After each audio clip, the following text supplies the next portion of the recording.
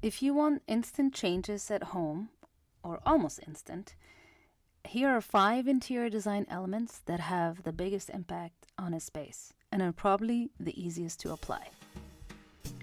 Welcome to GA Atelier, the podcast where intentional interior design meets mindful living.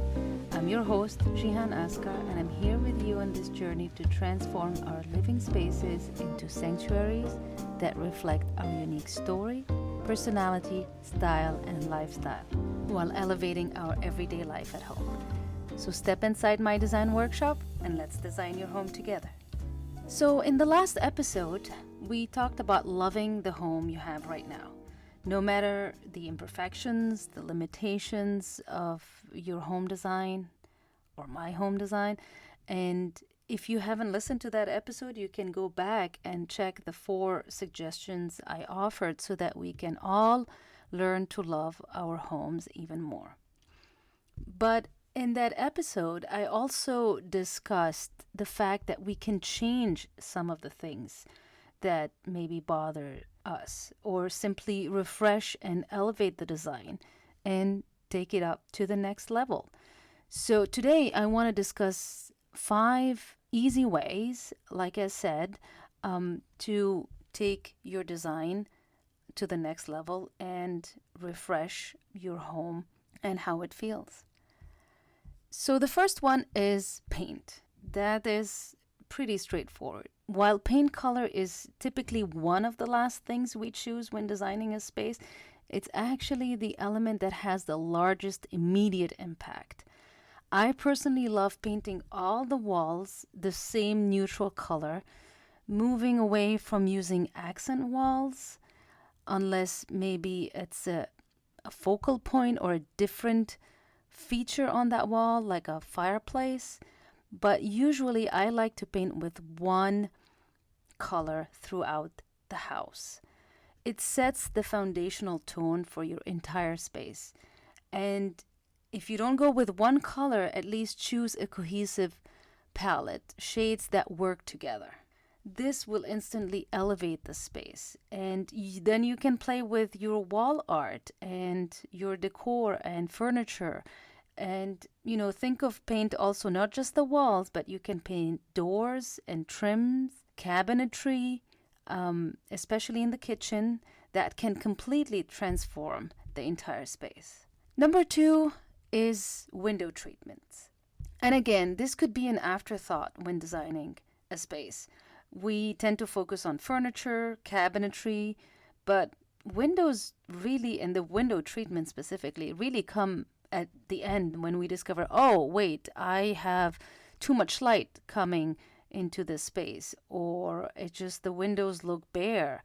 So window treatment really frame our views. They also help extending those vertical lines that makes the ceiling appear higher. So choose the window treatment you like, could shades, drapery, but make sure the hardware is mounted at the correct height and location around the window. So go a little bit wider and a little bit higher than we usually tend to do. And if you can, there's nothing like professionally designed and custom made window treatments, because they will be measured exactly for your windows and mounted at the right location. The third one is rugs. And this is something I noticed happens a lot. We tend to buy smaller rugs for our spaces, which is really unfortunate since we already bought the rug, and the rug can be beautiful and work with the color palette of the space, but if the size is off, then it doesn't really work. Nothing makes furniture feel more awkward or a room feel smaller than a rug that is too small for the space. And this is usually what happens. The rug is smaller rather than larger or too big. And we tend to think if the rug is too large, it will overwhelm the room and furniture, but it's quite the opposite. When you have a properly sized rug, meaning all the front legs of the furniture are on it, or all the furniture is on it, then your room will instantly look larger. I know it doesn't sound like it makes sense, but it does. Visually, that's what happens. The rug really is anchoring the seating arrangement effectively. And it doesn't just help with aesthetics, but it will make your furniture appear grounded and the space look more intentionally designed. A rug has to be proportional to the size of the room. And I personally would rather see no rug at all, especially if you have beautiful flooring like hardwood floor or unique tiles, than seeing a rug that is just put there, like I said, like an afterthought. A rug is really as important as the furniture on it. So we should really choose it intentionally. And I have spaces where I don't have a rug. I know this goes against a lot of design rules, but I'd rather have, the beautiful floors and then a rug that just does not work in that space. The fourth thing is cabinet hardware, just hardware in general. I like to think of the cabinet hardware like jewelry. And just like real jewelry that you wear, you can see and feel the difference between high quality pieces and low quality pieces. And because you touch cabinet hardware with your hands all day long, they take a lot of wear and tear. The weight and the quality of the piece is really critical.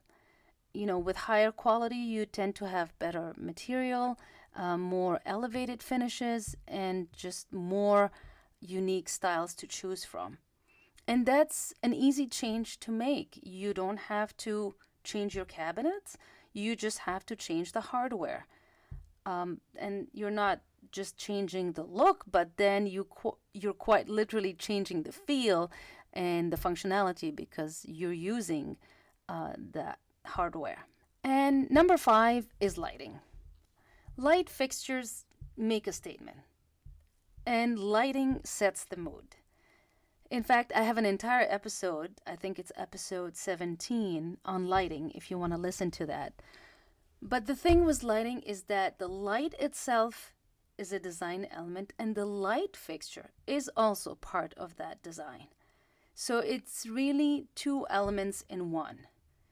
So layered lighting, again, lighting from different fixtures at different heights, and the light temperature are things you can play with. And it's easy, especially if you're going to be using floor or table lamps. You can change and move these around easily. And if you can, of course, install dimmers whenever possible so that you can control the light intensity. And same as with rugs, choosing the correct size lighting will make all the difference in the space. Make sure it's proportional to the space.